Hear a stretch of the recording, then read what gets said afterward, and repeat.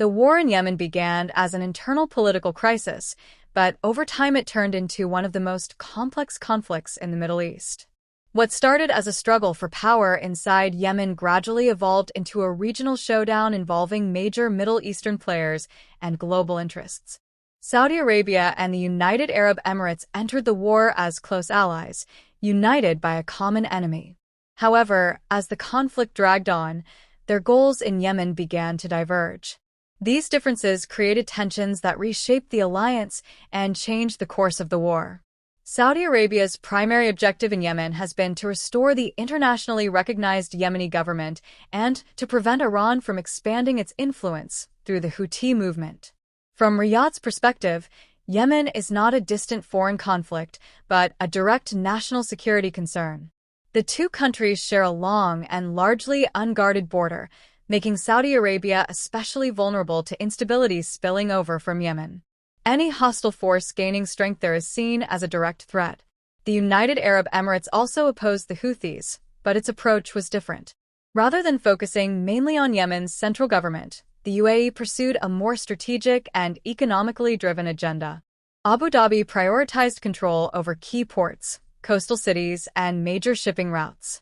These locations are vital to global trade, particularly those connected to the Bab al-Mandab Strait, one of the world's busiest and most important maritime choke points. As time passed, these different priorities exposed cracks within the Saudi-UAE alliance. Saudi Arabia supported a unified Yemen governed by a strong central authority. The UAE, on the other hand, backed local groups in southern Yemen that favored autonomy or even full independence. This disagreement over Yemen's future political structure became a major source of tension between the two allies. The divide became especially clear with the rise of the Southern Transitional Council, known as the STC. Backed by the UAE, the STC openly challenged the Saudi-supported Yemeni government.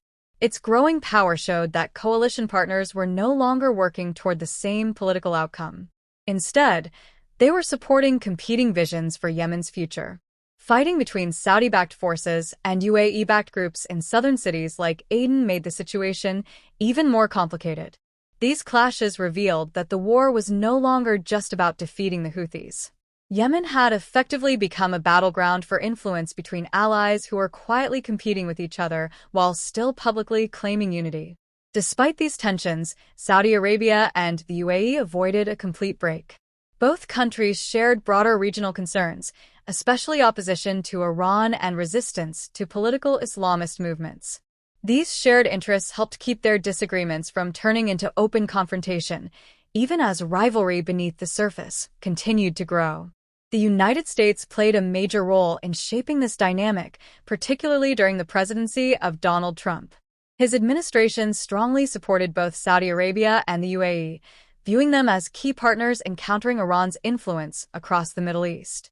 This support significantly affected how both countries operated in Yemen. Under Trump, U.S. foreign policy in the region emphasized arms sales, economic partnerships, and strategic alignment. Human rights concerns took a back seat. As a result, Saudi Arabia and the UAE received strong diplomatic backing while the war in Yemen intensified. This reduced international pressure and gave both countries greater freedom to pursue their own strategies. Trump also developed close personal and political relationships with Saudi Crown Prince Mohammed bin Salman and senior UAE leaders. This close alignment strengthened their confidence and limited criticism from Washington. With strong U.S. backing, both countries felt less urgency to compromise or adjust their approaches in Yemen. At the same time, the U.S. government paid little attention to growing tensions within the Saudi-UAE coalition. Washington largely treated both countries as a single unified front and made little effort to mediate their disagreements, particularly in southern Yemen. This lack of U.S. engagement allowed competition between the two allies to deepen. Without firm pressure from Washington to cooperate, Saudi Arabia and the UAE focused on securing their own long-term interests on the ground. Coordination weakened, and rivalry quietly increased. Trump's decision to withdraw from the Iran nuclear deal further escalated regional tensions. Saudi Arabia and the UAE saw Yemen as part of a broader struggle against Tehran. Even so, they continued to disagree on how that struggle should be managed inside Yemen. In 2019, the UAE announced a partial withdrawal of its forces from Yemen. Instead of direct military involvement, it shifted toward maintaining influence through local allies. This move caught Saudi Arabia off guard and highlighted the growing strategic gap between the two partners. Saudi Arabia was left carrying most of the military and political burden of the war. Over time, Riyadh became more open to negotiations and efforts to de-escalate the conflict. The UAE, meanwhile, managed to preserve its influence in southern Yemen without maintaining a large and costly military presence. Trump's deal-focused and transactional approach to foreign policy helped normalize this imbalance. As long as both Saudi Arabia and the UAE supported U.S. regional goals and continued major arms purchases, their internal disagreements were treated as secondary concerns. Meanwhile, the humanitarian crisis in Yemen continued to worsen.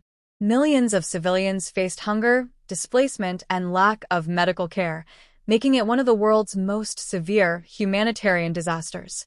International criticism increased, but Trump repeatedly defended Saudi Arabia against efforts in Congress to limit U.S. involvement in the war. This protection strengthened Saudi Arabia's position but also delayed meaningful political solutions. Without strong pressure from Washington, there was little incentive for Saudi Arabia and the UAE to fully align their strategies or push aggressively for peace. In the end, the Yemen war highlights the limits of alliances built on shared but unequal interests. Donald Trump did not create the tensions between Saudi Arabia and the UAE, but his policies allowed those tensions to continue without serious mediation. Yemen ultimately became both a shared battlefield and a quiet rivalry between two regional powers. Under Trump's presidency, U.S. support strengthened both allies but failed to resolve their differences, leaving Yemen caught between regional ambition and an ongoing, unresolved conflict.